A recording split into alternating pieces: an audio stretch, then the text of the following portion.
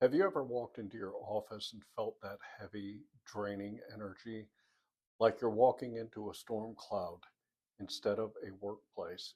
Everyone's on edge, morale is low, people are stressed, disengaged, and if you're honest, it sometimes makes you question why you even show up. Today, I'm breaking down why your workplace feels toxic and, more importantly, what you can do to detox it before it destroys your team, your performance, and maybe even your own sanity. First, let's get real about what a toxic workplace actually looks like.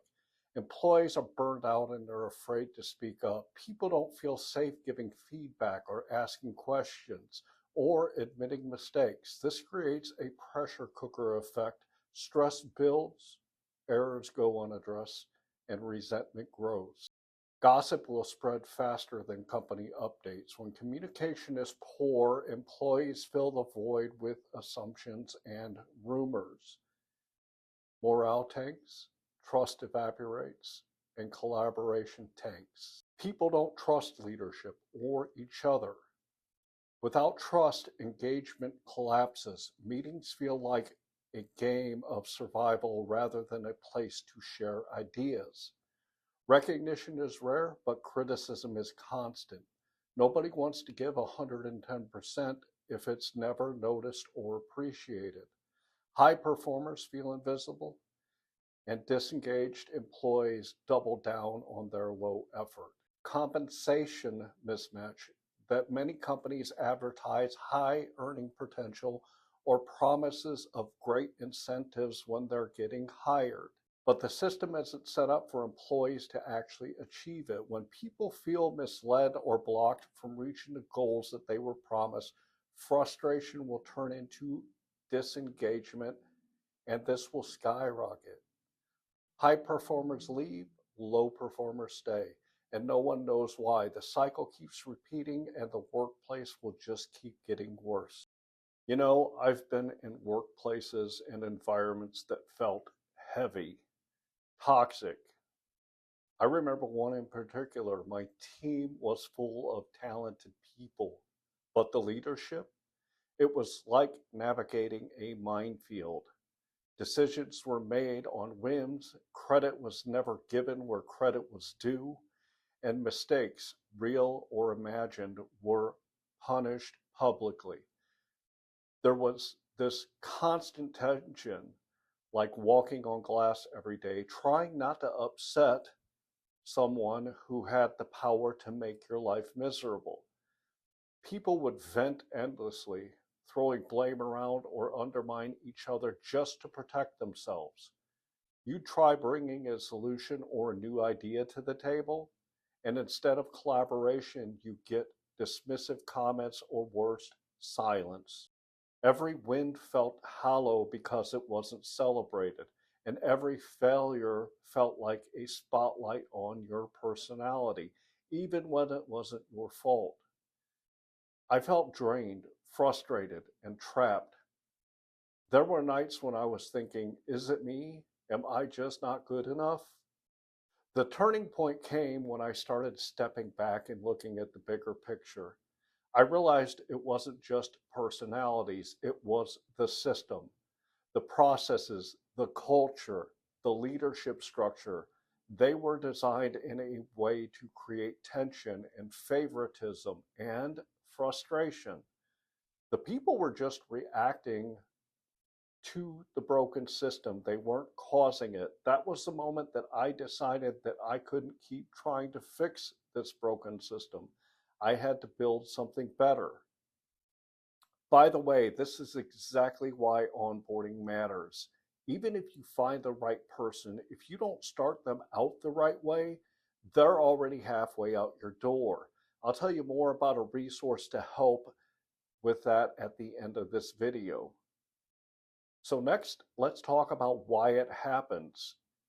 It's rarely just one bad apple. Toxic workplaces grow because of systems, habits, and leadership blind spots. Here's what I see most often. You give unclear expectations. If employees don't know what success looks like, They'll either overcompensate and burn out, or they'll check out on you completely. Clarity is not an option, it's the foundation. The second thing is inconsistent accountability. When high performers are left carrying the load while underperformers skate by, resentment will build. Fairness and consistency are a key to having a healthy work environment. The third thing is poor communication. Without honesty, timely feedback, small problems will turn into huge conflicts. Misunderstandings become patterns, and nobody feels like they're being heard. The fourth thing is lack of recognition or reward. People don't leave company, they leave managers who never acknowledge them.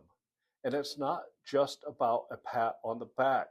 Many companies will promise high pay or incentives during the onboarding and hiring process, but they don't structure systems that allow their employees to achieve them. That gap between expectation and reality is a big source of frustration and disengagement with your workforce. So, how do we fix this?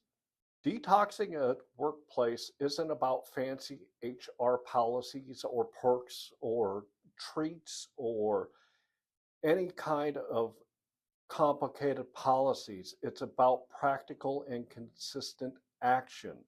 Here's how to start. Number one, audit your culture. Look beyond the surface. Observe the patterns. Who's disengaged? Where does the gossip happen? What complaints are happening over and over again? Talk to your team individually. Find that small adjustments in behavior and process can have a massive impact on your business. The second thing is clear expectations and accountability. Define success clearly in roles, responsibility, and with measurable goals for your team. Then consistently hold everyone accountable, including yourself. People perform when they know what is expected of them, and no one is above the rules. Number three, boost your communication. Encourage honest, respectful feedback and make it a safe place for employees to speak up. Regular check ins, structured one on ones, and an open door policy, that is not just buzzwords, those are lifelines to your culture. Number four, recognize and reward. Celebrate the wins on your team, even the small ones. Public acknowledgement, personal notes, or small rewards reinforce that hard work matters at your business. And here's the big one, make sure the reward system actually aligns with the promises that you make to people when you're interviewing them. If high compensation or incentives are advertised, the path to achieve them has to be clear and attainable for them. Otherwise, frustration builds and talent walks out your door. Recognition is not just kind words, it's about creating a system that actually rewards performance. Number five, and one of the biggest things, is you've got to lead by example. Toxicity spreads from the top, it's always a top down thing. Your energy, your attitude, and your reactions set the tone for the entire organization. Call out behavior that doesn't align with your culture and model the behavior to your employees that you want to see from them. And here's the thing, fixing toxicity is just the start. Often the root of disengagement and poor culture is your onboarding process. Employees who are not set up for success from day one tend to feel lost, undersupported, and eventually frustrated, especially when they realize the compensation and growth they were promised are not realistically attainable. That's exactly why I created Onboarding Essentials, a proven 4 PDF training program that gives your team a clear roadmap from day one. It tackles clarity, accountability, and engagement so new hires have a strong start, understand their path to rewards, and actually thrive in your culture. If you're ready to detox your workplace and build a team that performs, click the link below to get started with onboarding essentials today. Your team and your sanity will thank you. And hey, if you find value in this video, hit the like button, drop a comment, and make sure you don't forget to subscribe, where I'm going to be throwing out more strategies how you can improve your workplace and your business culture.